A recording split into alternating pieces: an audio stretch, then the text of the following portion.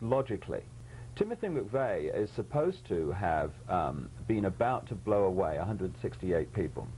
And he asks for directions to the Murrah building a few minutes before. After he's supposed to have blown away 168 people, he's stopped by a cop on the freeway for a traffic offense. He has a gun. And he goes quietly to the police station. Come on.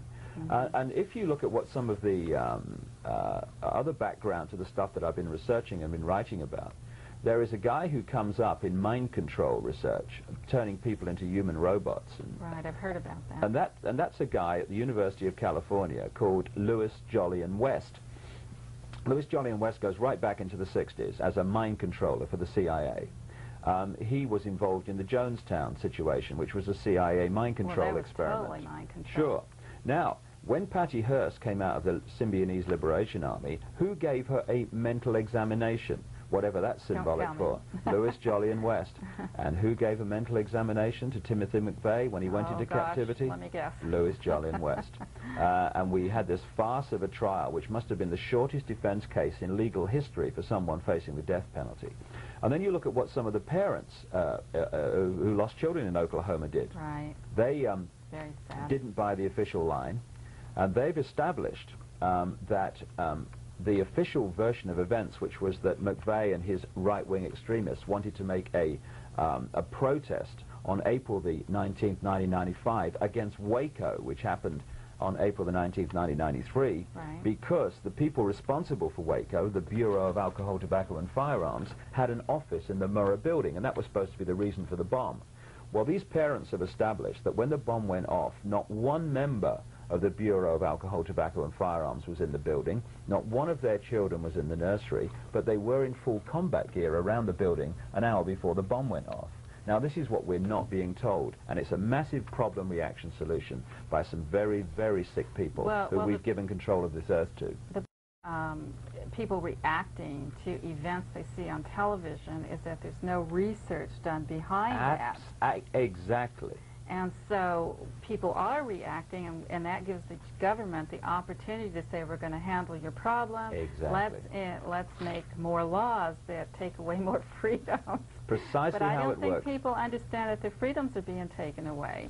Well, they need to understand they're demanding that they've been taken away, which is, I'm sure there's people on Mars looking down going, oh my goodness me. And I want to touch on that when we come back from this important message, so don't go away, folks. Stay with us. Hi, welcome back to the Rose Columbus Show and the issues of the day. We're talking to David Icke, author and researcher. We're touching on the Oklahoma bombing, and right now I want to talk to David about Waco. David, going from the Oklahoma bombing into the Waco situation, what do you know about that? No, if you really looked at the situation deeply, you can make a very good case for the fact that tax is not necessary. If you look at the amount of money that taxation is going to every year just to pay back interest on the deficit, back. Right? It's fantastic the amount of money that's going straight out of people's pockets, straight to the.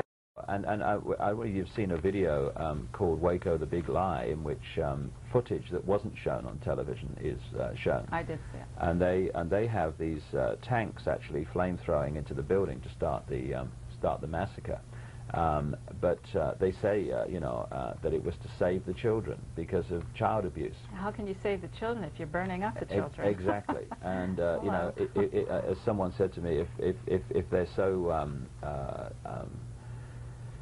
determined to stop children from being abused, then why aren't Bradley tanks flame-throwing into Catholic churches, you know?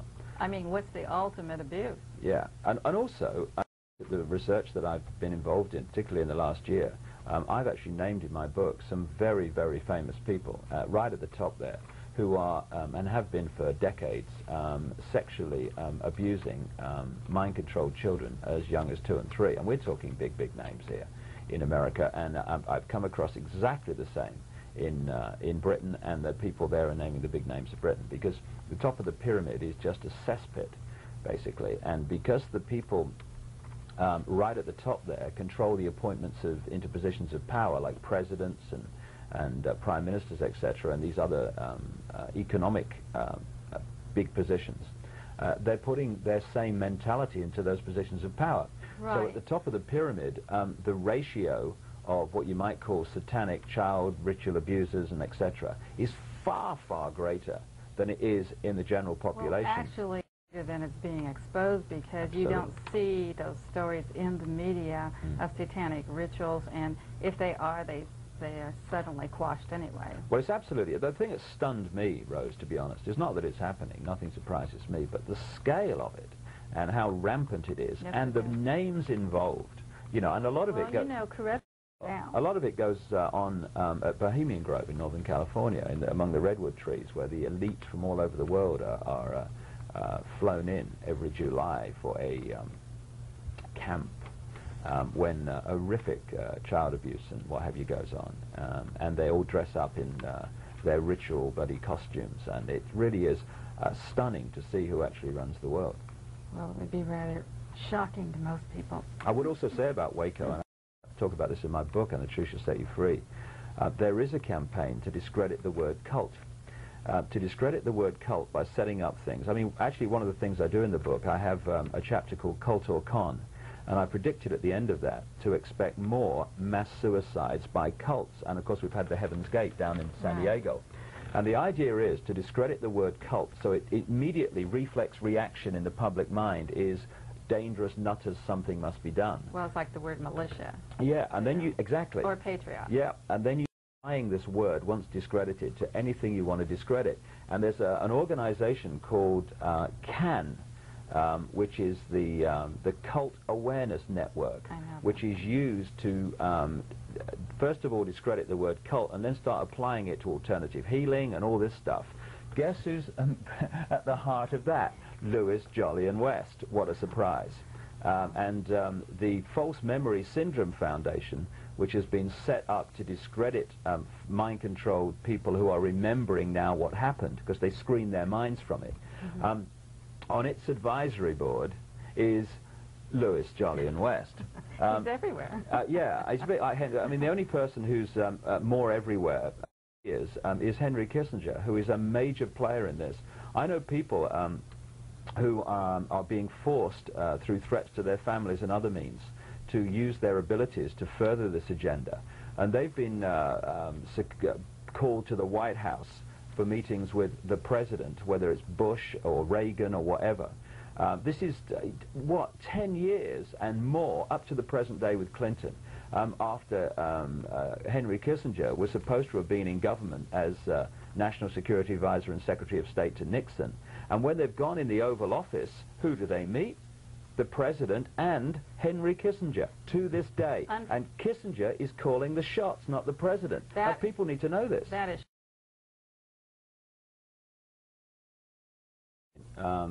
singular.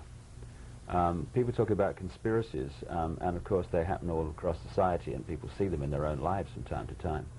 But we're looking at one agenda. It's not actually a conspiracy at its heart. It's an agenda, and it's been unfolding for a long, long time and can be charted back right into the ancient world. And it's for the centralization of power in the world in all areas of our lives, with a world government, world central bank, world army, world currency, microchip population, all these things which have been suggested for years are actually unfolding. Who started this? Well, if you look into the ancient world, you can pick up one face, if you like, which has had different masks put on it at different times. You can go back quite comfortably to the 1300s, at the time of the Knights Templar and others, and you can chart them right the way forward into the modern world and the control of today's banking system and political system, transnational corporation network. When you get to the top of those pyramids of those apparently unconnected institutions of our lives, including the global media at ownership level, you find the same organizations and the same people sitting there. So basically it's an agenda for the centralization of power in the world. And the mentality at the top of the pyramid could be seen between the 1930s and 1945 in Germany. It's what we would call the Nazi mentality.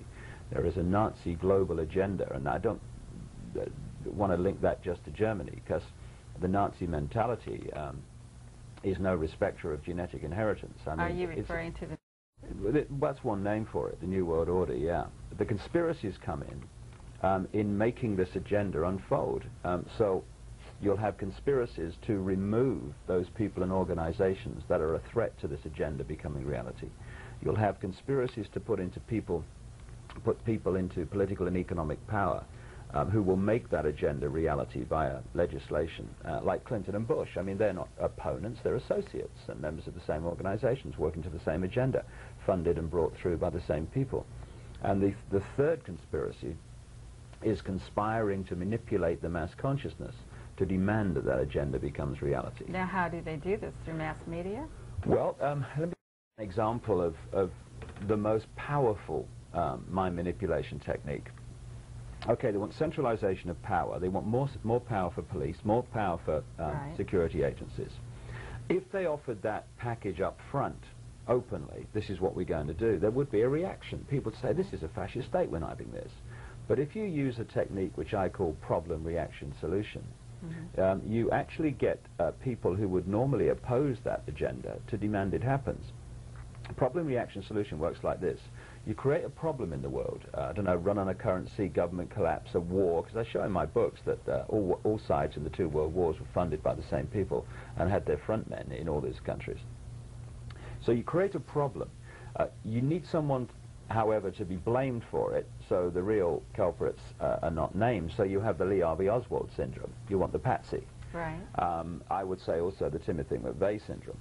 You then get the media to report your problem in the way you want it reported, and you're looking for a public reaction of something must be done, this can't go on, what are they going to do about it? In other words, the authorities.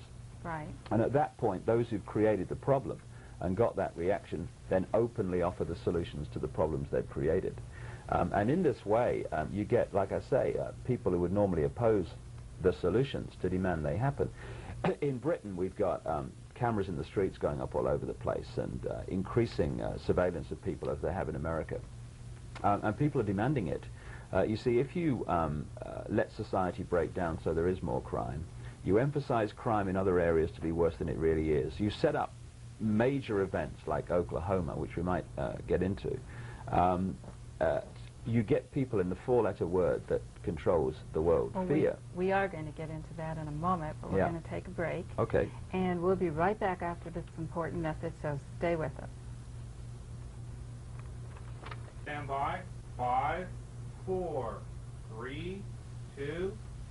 Takes many, many levels, which we could get into as we go along. Particular one where people are now conditioned to police each other. In fact, they have been throughout known human history. People think when they first hear that a few people control the world, and it's certainly not those in political power. They're the front men for the people who really run the world. Behind the scenes. Absolutely. The people that control the banking system and the transnational corporations, they're the ones that rule the show. The politicians like the Clintons and stuff, they're front men. And if you've got not just skeletons in the cupboard, but whole cemeteries like Bill Clinton, then of course you are in a situation where you do as you're told or else it's revealed. So if you just take this one area, because this is actually the foundation of it, when people hear that a few people control the world, they immediately say, hey, that's ridiculous, that couldn't happen. But the fact is that big secrets keep themselves.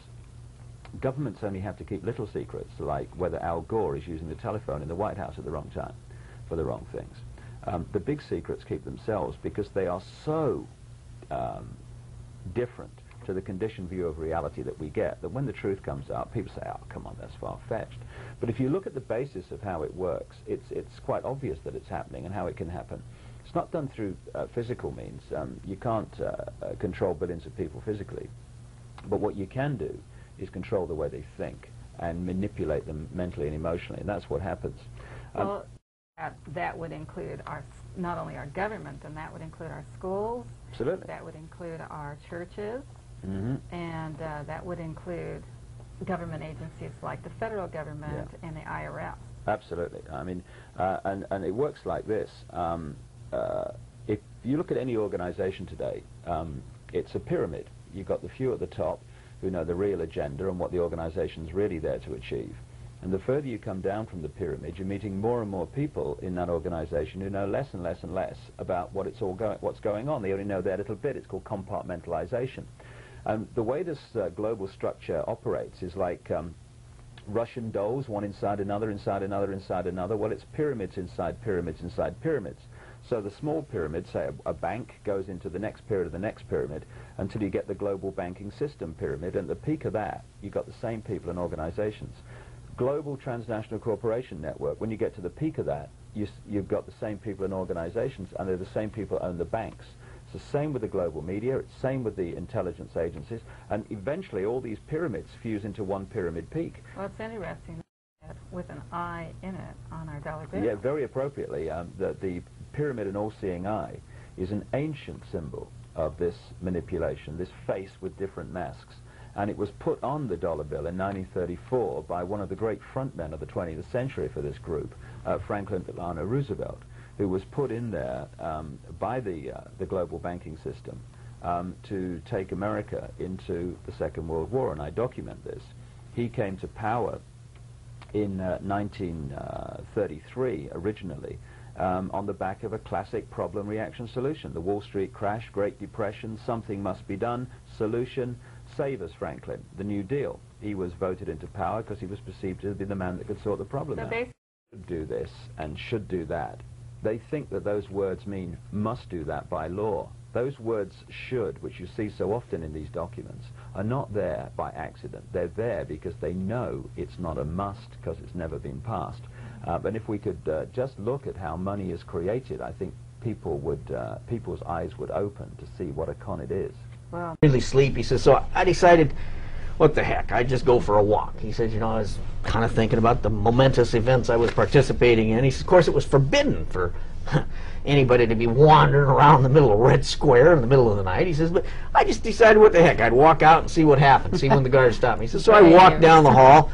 Guards know who I am. They ignore me. He says, I walk down to the lobby of the hotel. They don't pay any attention. He says, I walk right out into the middle of the Red Square, right up to the Tomb of Lenin, right over to the doors of the Kremlin itself. The guards are ignoring me. And he said, and then it struck me. I said, well, what struck you? He says, that it was over. That it was over. The Cold War was over. Russia was defeated. He said, we had beat them, his exact words, we had beat the bastards. He said, after 30 years of dedicating my life to fighting communism, mostly in the Cold War, we had won. And he said, and then something else struck me. and what was that?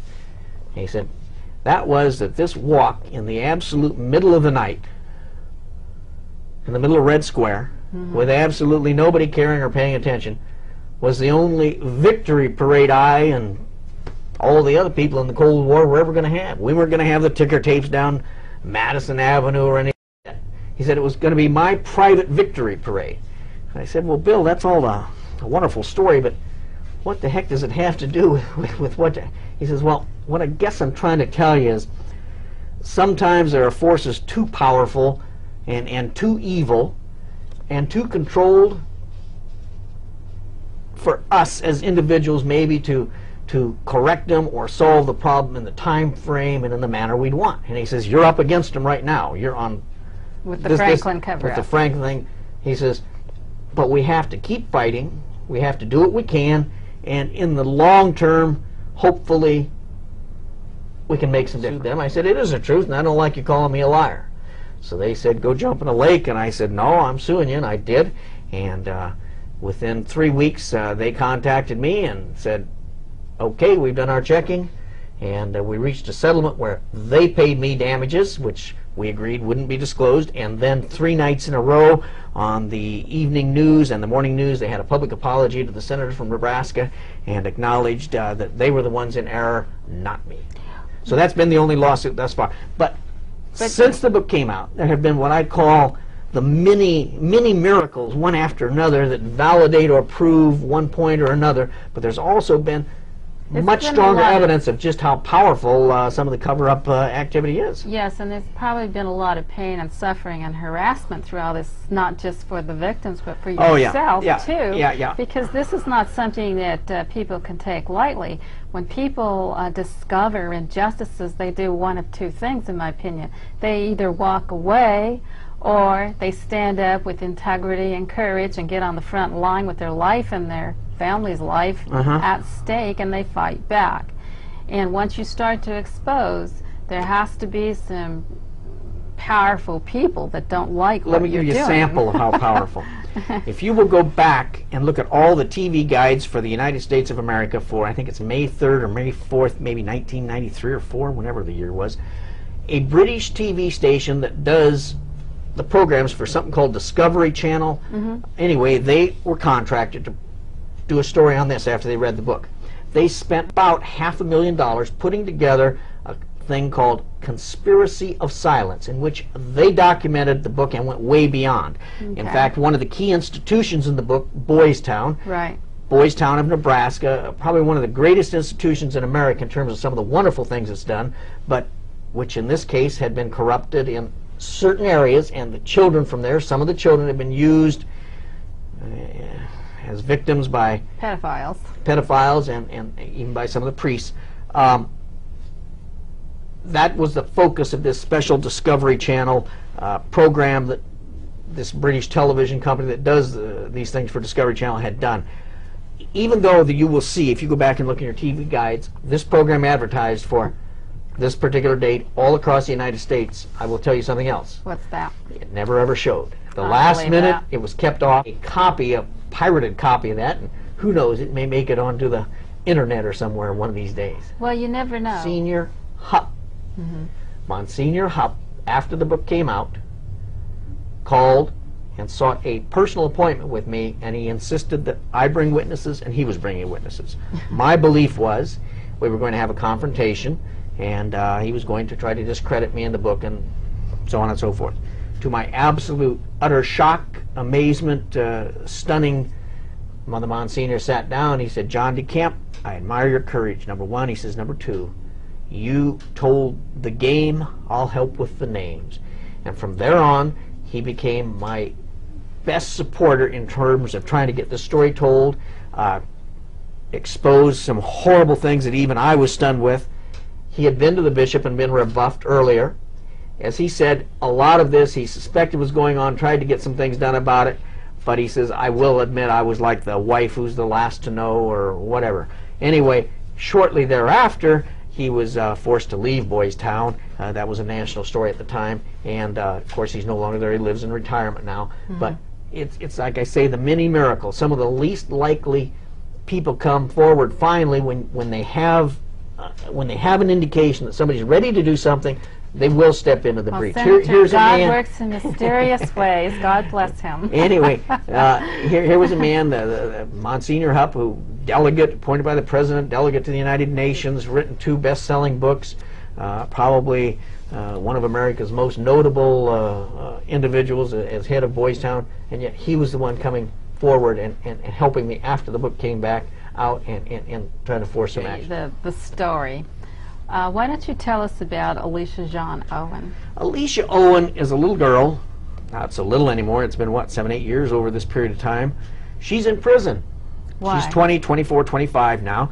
She was the one who wouldn't back down and was identifying one after another individuals She where was she a had been at victim. parties. She had claimed that, yes, she was a drug courier, as I say, the whole works, and she claimed that she, the police chief of Omaha at the time, a man named Robert Wadman, she claimed, as is clearly documented with records and everything else in the book, that she was his little toy from the age of about, what, 13, 14, and when she wouldn't back down in her story, and by the way, she didn't go out trying to push her story on anybody. She was contacted by this investigator, Caradori, and he said, we've already identified and have a lot of the information. Unless you tell us the truth of what happened, you know, you're subject to felony charges for covering up. So she poured out her whole story, underwent polygraph examinations and everything else. Other kids came and supported and verified, as I say. But when all was said and done, she was charged with lying before the grand jury for having told the story. She then had about a 30-day trial. I guess you'd call it a trial. I use the word loosely. Was convicted of perjury, sentenced to jail. Hi, welcome to Rose Colombo's Issues of the Day. It's a statement made by H.L. Mencken. He said, one can never underestimate the intelligence of the American public. If you can buy into Clinton, if you actually think that 89% of us buy what his rap, I mean, you got to be crazy. Obviously, that is not the case. We know that that is not the case. I mean, I've gone out and I've polled people, and you know, it's like 70–80% are against him. But yet you see on the manufactured polls, the Council on Foreign Relations polls, and I don't know whether they're taken in you know, the men's room of some strange place over on West Hollywood, or they're taken in a NOW meeting of the National Organization of Women. But this is, these polls are cooked, they're smoked. Well, before he was elected to president, to the office of the president, he made a comment and said that he would not increase taxes for the middle-class American people. But after he was elected, he said he would have to increase their taxes. And the first thing, you know, the American people gets it like this, right? But the media keeps reporting that everything is fine it's and dandy. It's a managed media. ABC, NBC, CBS, CNN, all controlled by members of the Council on Foreign Relations. The CNN, Jane Fonda's network. She said, if you knew what communism was, you'd be down on your knees and pray for it. Well, the only people that are down on their knees are the you know, White House interns. The people that are down on their knees are these poor people who have no power to do anything about what's happening. They're the ones who are going to be down on their knees. We have the power to change it around. I take an incident here. We're going to Costco. The Communist Overseas Shipping Company. This is part of the People Liberation's Army. They brought in containers linked to the arms. Linked to the arms that are going in for street revolutionaries in this country.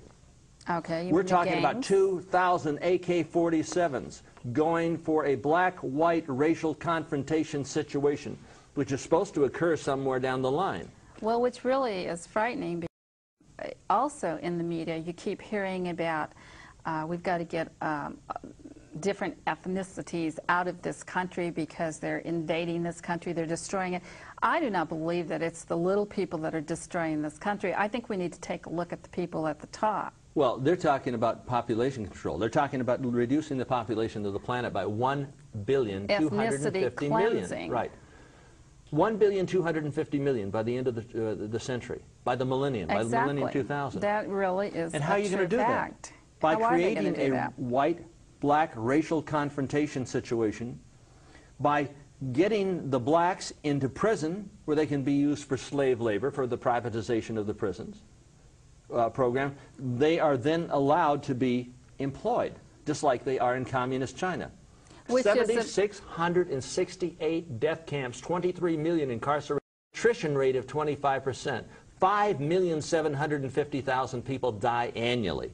And the President of the United States is whining and dining with them. He's whining and dining with the Jeffrey Dahmers of the world, where they use unborn fetuses, babies, for food, for health food. They are cannibals. Well, in China, and the President is dealing with cannibals. In China, they deemed it a delicacy, to eat a fetus of a baby. Right. I mean, I take a look at here. Which which is just so unbelievable. And here's a story. To anybody that has any morality at all. It's not just unbelievable. Here it is, a grim organ harvest. China has been executing prisoners to use their organs. They say, well, we need, you know, an organ for a 6-year-old child. Let's see. Well, let's execute one. They blow him his brains out. They take the child down. They blow out the child's brains. Then they harvest the parts to bring over here to sell. And Americans are going to stores and buying things made in communist China. No wonder, you know, we are being, you know, shafted. It's trade or treason. I mean, go to... Aren't you the one who was at the Long Beach port when they were going to sell our Long Beach port to the communists? Well, yes, and here, the Chinese Navy was welcomed into San Diego. The USS John Paul Jones was flying the communist flag, the flag of the Butchers of Beijing. That's insane. I protested that because the Chinese have actually threatened to blow Los Angeles off the face of the earth. Why would they do that? Why would these guys down there welcome them with the communists and China and American flags? Because they're thinking of bringing about a new world order. They're thinking about putting forth a second Pearl Harbor. Well, according to the Chinese, they administrators, they believe that America and China need to be, communist China need to be married. Well, yes, I mean, they're one world order. Trade or treason. I was down here. We were out there protesting against the Port Commission's giving, and that's what it was, giving the communist port, I mean the American port to the communist Chinese to set up a long beachhead on American soil, to set up a second Pearl Harbor. We had 800 people.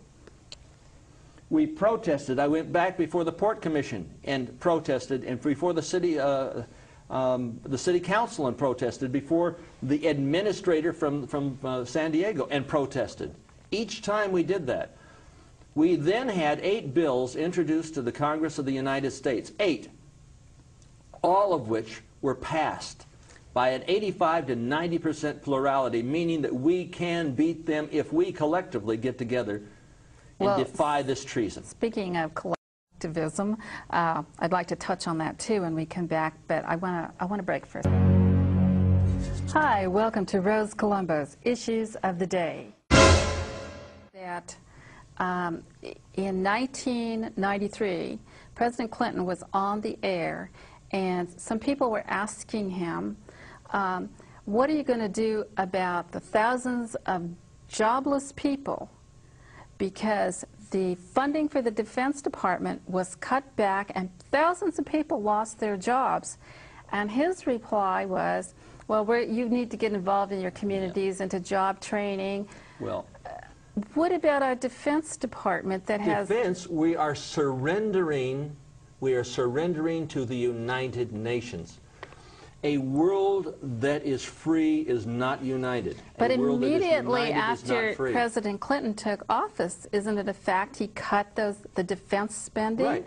And also he started closing the military bases? And one of the military bases that they want to turn over to the communists is Long Beach. And we put a stop to that. The only way that they can do that now is to circumvent the Congress of the United States. Bill, and this particular article here, this is Peso Bill, is bailing out Mexico. The Congress said, no, we're not going to bail out Mexico because it's simply giving the Mexican government our money that we earn to pay the interest on their national debt to the international banksters, and the American people are being shafted. Well, is that any different than us selling arms to Russia, Communist China?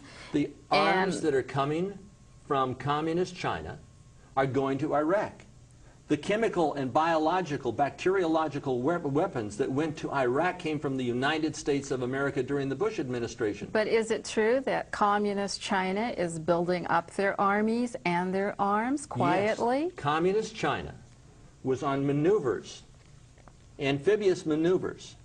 And one of the people from the BBC had asked what the hell they were doing. What are you doing?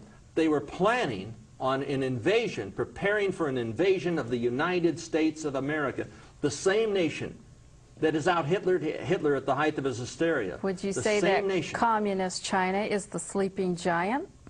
It's not sleeping. It is kept alive because we are feeding them. Oh, if you go to the store and buy anything made in Communist China, you've got to be crazy. You've got to be out of your mind. Our jobs are going south.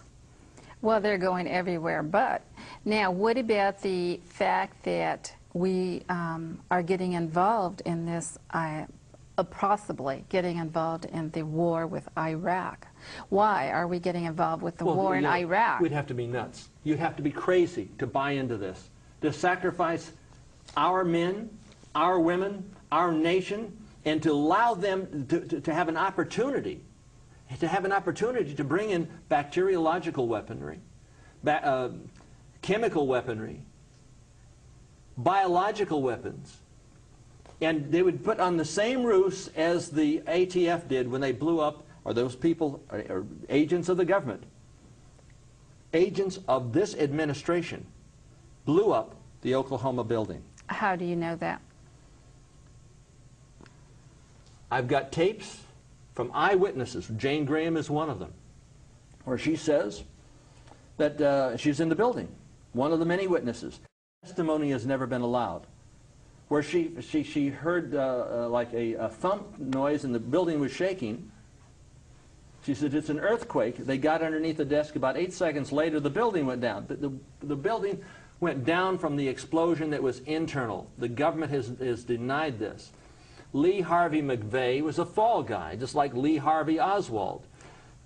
General Benton Parton says there was 2 separate, distinct explosions. It's on the seismograph at the University of Oklahoma, the U.S. Geological Survey. Well, why has this Oklahoma bombing been kept so quiet? I mean, compared to other things that happened in this country, like, for example, the nanny. Okay, compared to the nanny case, as compared to the Oklahoma bombing, the nanny case got worldwide publicity. People were up in arms all around the world. Because the media is manipulated. It's like heard very little about the Oklahoma bombing. This woman, Jane Graham, saw a group of people in there. She said GSA people. What with are cords, GSA people? Well, this is government people. Okay. And they had some sort of like plastic, like big bars of plastic, explosives that they were putting up. And she said when she came up, they took it and put it in the car. And these guys were arguing back and forth about something. She identified them across from the Oklahoma building in another tape called the Oklahoma Cover-Up, which is put out by Jerry Longsbaugh. This tape is extremely important. Her testimony hasn't been used. General Parton's testimony that you can't have an asymmetrical Chinese. He's whining and dining him. He's in bed with them, for God's sakes. I don't know whether literally, but certainly figuratively. In the Lincoln bedroom? Yeah, in the Lincoln bedroom. Just joking. Man held for thoughts. In communist China, you're arrested for having independent thoughts, and yet the President of the United States is bringing over this guy here, Jiang, with a 3-corner, patriot hat. Well, speaking of independent thoughts, trying to make this guy into some sort of patriot, for God's sake. But after murdering on that 60 line million of independent thoughts, where did the term political correctness come from? Because being politically correct you would not means have an independent you don't have any mind. Exactly. You're a mindless drone. You're a piece of mush molded by the media. But people, you're never, ever, ever to think for yourself. Hi, welcome to Rose Colombo's Issues of the Day. No, but and you get. I want to talk. I heard it's very entertaining. The Oklahoma situation. Here is a guarded facility, Camp Gruber in eastern Oklahoma, prior to the Oklahoma bomb blast. Right? 10-foot security fence goes up around this little compound. They have over here some fuel oil areas, fuel tanks. It looks like they've mixed something that looks like, ammonium nitrate with fuel oil. It's all over the ground. They've got Humvees in it. And then they've got a security fence within a security fence in an obscure, little, out-of-the-way camp, military camp. By the way, the head of the overseer for all of the United States military is a draft dodger, dope smoker, and his name is President Clinton. In this facility is a Ryder truck. Right. Like the Ryder truck that went over and was supposed to Oklahoma, Murrah building. And the commandant of this particular camp said, "Oh, we don't have any Ryder trucks. What? I mean, here's the picture. It's proof positive. I want to see one of these things that's about 8 by 12 feet on a Ryder truck, paraded up and down the streets in Oklahoma City, because 85 to 90% of the people there in Oklahoma City aren't buying into this particular story. They're not swallowing it like the President of the United States wants you to swallow it. Okay, so a lot of your opinions are very strong and very, very... Rose, I know what you're going to this picture say. is not an opinion. This picture is fact. We don't deal in simply opinions. We have to deal in facts. Right. And the fact is that this man is guilty of high treason and should be in jail for the rest of his life. Okay, now your facts and your comments... In my opinion. Okay, and your facts and your comments and all of your documentation, okay, why do you believe that the American people then voted for him and put him back into office? Well, listen, the Republican Party, and I mean this, the Republican Party, those who control the RNC, elected Bill Clinton. I mean, if you put in somebody like Bush against Clinton, who is, you know, he's half dead anyhow, and then you put in somebody who's about 3/4 dead, I mean, talking about Dole, you are guaranteeing that Clinton is going to be elected. Well, that brings me back it's to a the point selection that... rather than election. We have a one. Don't forget it. That brings me back to the point that a lot of male talk show hosts are saying that the women in this country voted for President Clinton because he was handsome. I want to say, as a woman, that I believe that the American women are extremely intelligent and that they are concerned about the issues such as child care, such as their children going to war, such as welfare, and all the other issues, education, and that they contribute a lot to this country. And I do not believe that the women put their mark on a presidential ballot or any other ballot because they think someone is handsome. I think that they're much more intelligent than that. I don't think so. And I have to say that. Listen, I hate to sound like a chauvinist. You but are. I mean, sure, I'm a chauvinist, but I'm telling you that most of the American women that I talk to are not that disfavorable with Adolf Clinton. They think, you know, Adolf Clinton, or Comrade Clinton, or whatever you want to call him, that Clinton the insane is okay. He's handled, you know, the economy isn't all that bad, but I don't believe the figures. They have cooked the figures. It's, you know, it's like cooking the books. You know, you're Well, okay, so now we've already documented you're a male chauvinist, so we'll skip that point now about the women voting for him because he's handsome and not on the issues. Now, which of course I don't agree with. So, putting all that aside, what would you say? How would the people? How can the people stop all of this craziness? We can use videotapes. We can use cable access. This show can be seen by 1 million before a book can be read by 1. Get the videotapes. Get the audio tapes. Get in motion. Get up off your backside and do something, for God's sakes. This is your country, and you've got to fight for it. Thank you, Anthony. We've run out of time. Oh, all right. They're telling me to close. So, on that note, be sure to read, be sure to listen, and be sure to tune in to Rose Colombo's Issues of the Day. And remember, injustices can happen to you, and they can happen to me. But together, we can make a positive difference. Remember that you are not alone. So until we talk again, this is the Rose saying, stay healthy, stay happy, and God bless. Bye. Jolyon West. And who gave a mental examination to Timothy McVeigh when he went into captivity? Let me guess. Louis Jolyon West. And we had this farce of a trial, which must have been the shortest defense case in legal history for someone facing the death penalty. And then you look at what some of the parents who lost children in Oklahoma did. Right. They Very sad. didn't buy the official line, and they've established that the official version of events, which was that McVeigh and his right-wing extremists wanted to make a protest on April the 19th, 1995, against Waco, which happened on April the 19th, 1993, Right. because the people responsible for Waco, the Bureau of Alcohol, Tobacco and Firearms, had an office in the Murrah building, and that was supposed to be the reason for the bomb. Well, these parents have established that when the bomb went off, not one member of the Bureau of Alcohol, Tobacco and Firearms was in the building, not one of their children was in the nursery, but they were in full combat gear around the building an hour before the bomb went off. Now, this is what we're not being told, and it's a massive problem reaction solution by some very, very sick, I've actually named in my book some very, very famous people, right at the top there. who are, and have been for decades, sexually abusing mind-controlled children as young as 2 and 3. And we're talking big, big names here in America, and I've come across exactly the same in Britain, and the people there are naming the big names of Britain, because the top of the pyramid is just a cesspit, basically, and because the people right at the top there control the appointments into positions of power, like presidents and prime ministers, etc., and these other economic big positions, they're putting their same mentality into those positions of power.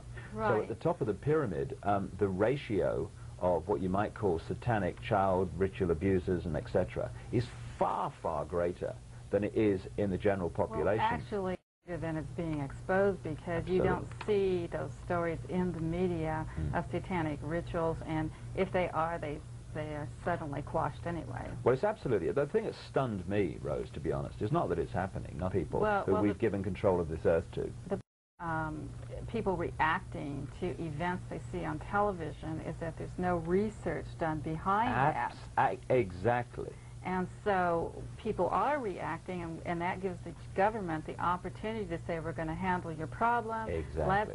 Let's make more laws that take away more freedoms. Precisely but how it works. I don't think people understand that their freedoms are being taken away. Well, they need to understand they're demanding that they've been taken away, which is, I'm sure there's people on Mars looking down going, oh my goodness me. And I want to touch on that when we come back from this important message, so don't go away, folks. Stay with us. Hi, welcome back to the Rose Columbus Show and the issues of the day. We're talking to David Icke, author and researcher. We're touching on the Oklahoma bombing, and right now I want to talk to David about Waco. David, going from the Oklahoma bombing into the Waco situation, what do you know about that? No, if you really looked at the situation deeply, you can make a very good case for the fact that tax is not necessary. If you look at the amount of money that taxation is going to every year just to pay back interest on the deficit, right? It's fantastic the amount of money that's going straight out of people's pockets, straight to the. You've seen a video called Waco the Big Lie, in which footage that wasn't shown on television is shown. I did see it. And they have these tanks actually flamethrowing into the building to start the massacre. But they say that it was to save the children because of child abuse. How can you save the children if you're burning up the children? Exactly. And as someone said to me, if they're so determined to stop children from being abused, then why aren't Bradley tanks flamethrowing into Catholic churches, I mean, what's the ultimate abuse? Yeah, and also the research that I've been involved in, particularly in the last year, logically, Timothy McVeigh is supposed to have been about to blow away 168 people. And he asks for directions to the Murrah building a few minutes before. After he's supposed to have blown away 168 people, he's stopped by a cop on the freeway for a traffic offense. He has a gun, and he goes quietly to the police station. Come on. And if you look at what some of the other background to the stuff that I've been researching and been writing about, there is a guy who comes up in mind control research, turning people into human robots. Right, I've heard about that. And that's a guy at the University of California called Louis Jolyon West. Louis Jolyon West goes right back into the 60s as a mind controller for the CIA. He was involved in the Jonestown situation, which was a CIA mind control experiment. Totally mind control. Sure. Now, when Patty Hearst came out of the Symbionese Liberation Army, who gave her a mental examination? Whatever that's symbolic for. Louis